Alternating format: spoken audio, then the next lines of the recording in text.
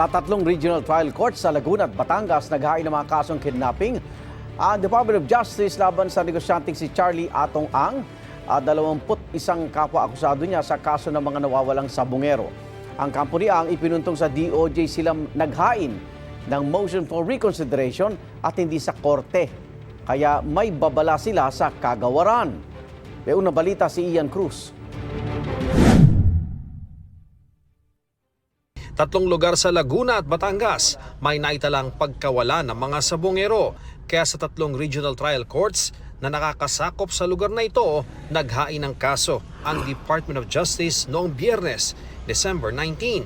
10 counts ng kidnapping with homicide at 16 counts ng kidnapping with serious illegal detention ang isinampa laban sa negosyanteng si Charlie Atong Ang at 21 pa para sa pagkawala ng 26 na sabongero.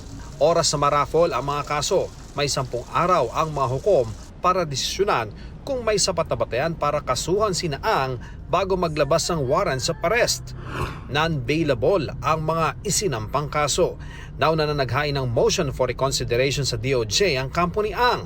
Ayon sa abogado ni Ang, kailangang isumite ng DOJ ang kompletong file ng mga kaso sa korte. Sa DOJ raw sila naghain ng apela at hindi sa korte. Kung babaliwalain nila ng DOJ ang motion, ay dapat handa ang kagawaran sa mga posibleng kakarapin dahil dito.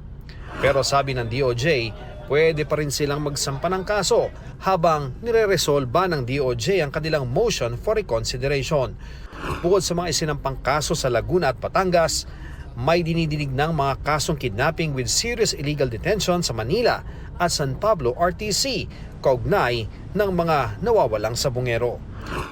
Ito ang unang balita. Ian Cruz para sa GMA Integrated News. Igan, mauna ka sa mga balita, mag-subscribe na sa GMA Integrated News sa YouTube para sa iba't ibang ulat sa ating bansa.